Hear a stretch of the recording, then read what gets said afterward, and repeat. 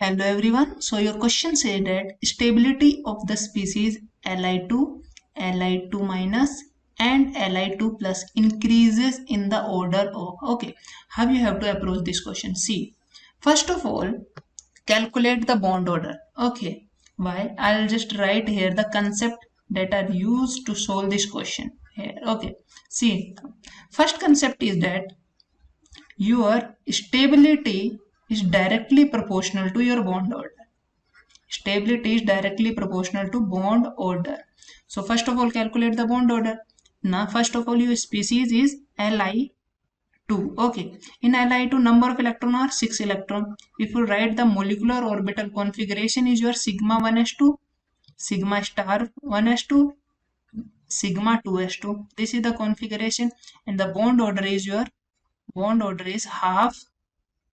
Bonding electrons are your 4 minus antibonding 2. Bond order is your 1. Okay. In case of Li2, if you calculate the bond order in Li2 plus, then is number of electrons are now 5 electrons, and you write the molecular orbital configuration sigma 1s2, sigma star 1s2, sigma 2s1. Okay. And the bond order is your half.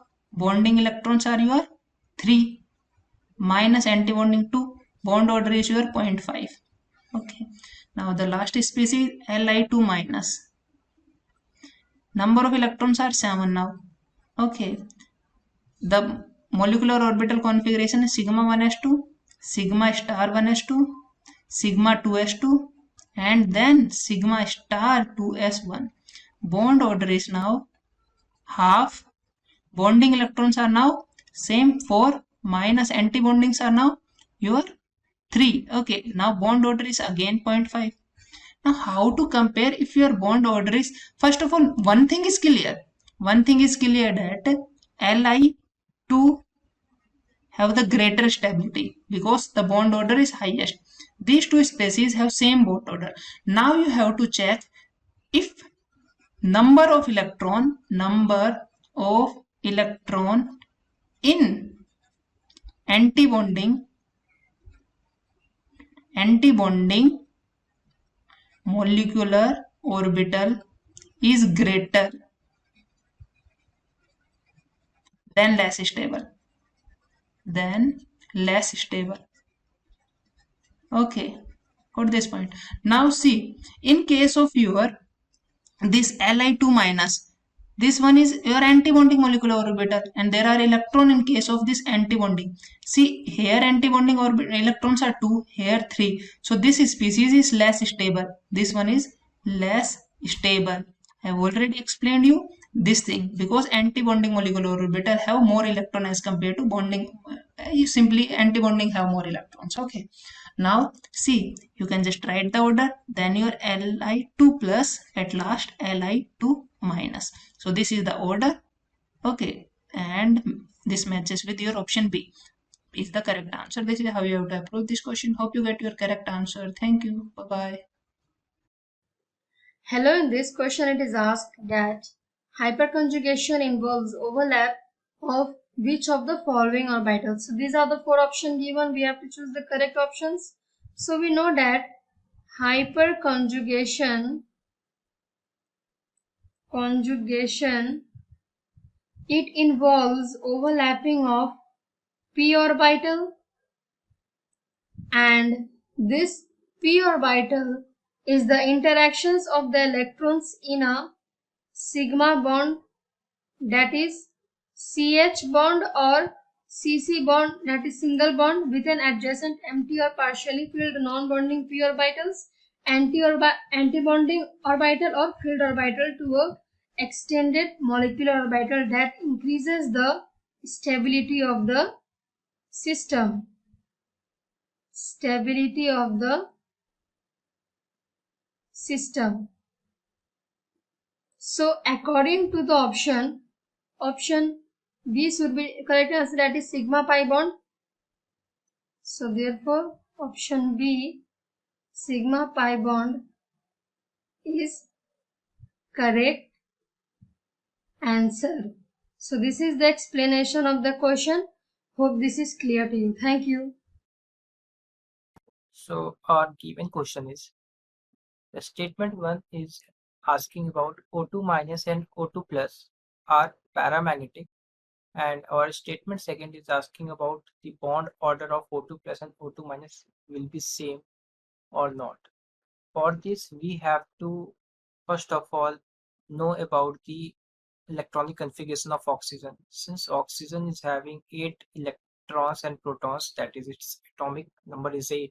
So as per proper rule, it will have 1s, 2s, 2p, 3s, where 1s or the s orbital contains maximum 2 electrons and p orbital contains maximum 6 electrons. So as per this, we have to add the electrons so that it comes as 8. So it will be 2 to 4 and 4, 8. Okay. Now we know that O2 molecules will be formed by 2 oxygen atoms. So for O2 electronic configuration, we have to make molecular orbital diagram. First of all, we have to know that 2s, 2p are the valence subshell which is going to take participation in the bond formation of oxygen. So here valence electrons is equal to 6 only, and this 1s act as inner cell which don't take part in molecular orbital formation. Now for O2 molecule that is having a total 16 electrons will have electronic sigma 1s, sigma star 1s, sigma 2s, sigma star 2s, sigma 2pz, pi 2px is equal to pi 2py, both are degenerate. Then pi star 2px is equal to pi star 2py, then sigma star 2pz. Now what we have to do, we have to draw the molecular orbital diagram. For this, what we have to do, we have to firstly fill how many electrons are properly in sigma star 1s. So in molecular orbital, each one contains 2 electrons. So sigma 1s 2 star 2 to be 4, 6, 8, 10, 12, 13, 14, 15, 16. Now sigma s and sigma star 1s act as inner cell, so they don't take part in bond formation. So now let's try to make a orbital diagram for the big space. For this, we will consider only valence orbitals for the bond formation. So suppose this is 2s of first O atom and this is 2s of second O atom. Now it will make a molecular orbital from the atomic orbital 2s like this. Now we are having 2p atomic orbitals which will lead to the formation of pi and sigma molecular orbitals. This is pi star, this is sigma star, this is pi, and this is sigma. And each molecular orbital contains 2 electrons only. Now label the molecular orbital, that is sigma 2s, sigma star 2s, this is sigma 2pz, this is pi 2px and pi 2py, this is pi stars, this is sigma star. Pi star or sigma stars tells about antibonding. Pi star or sigma star tells about antibonding molecular orbital, and pi and sigma tells about bonding molecular orbital. Now let's move further. Now fill the electrons as per the above electronic configuration. What we will get here? We will get 2, 2, 2, 2. Here it contains 4. Here it also contains 4.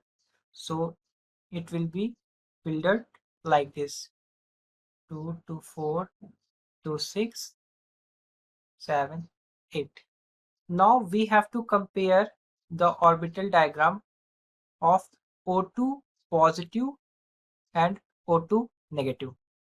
For O2 positive, the MO diagram of sigma star 2s and sigma 2s will be same. Here plus indicates about deficiency of one unpaired electron.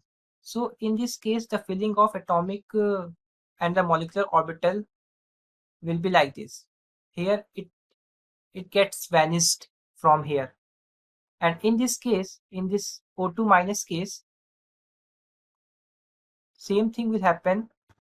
The electrons will be filled same for the sigma star 2s and sigma 2s. The variation will take place from here. Here this negative sign tells about one extra electron is added in O2 MO diagram. So it will be 2, 2, 2, 1, 1, and one extra electron will be added to O2. Now this is the electronic configuration of O2 and O2 minus in case of MO diagram. Now from here what we can conclude that we are having one unpaired electron in O2 plus and one unpaired electron in O2 minus. So what is paramagnetism? Paramagnetism is the magnetic property of any material due to unpaired electron. If anyone is having unpaired electron, whether it is one or more than one, then it will be called paramagnetic. So from here we can easily see that both are, whether it is O2 plus and O2 minus, both are paramagnetic. So our first statement is correct. Now we have to move for the second statement. What is it is asking about? It is asking about the bond order of O2 plus and O2 minus. So for bond order, we have to know the formula. For bond order formula, it is half number of electrons in bonding or the bonding orbitals minus number of electrons in anti-bonding molecular orbitals.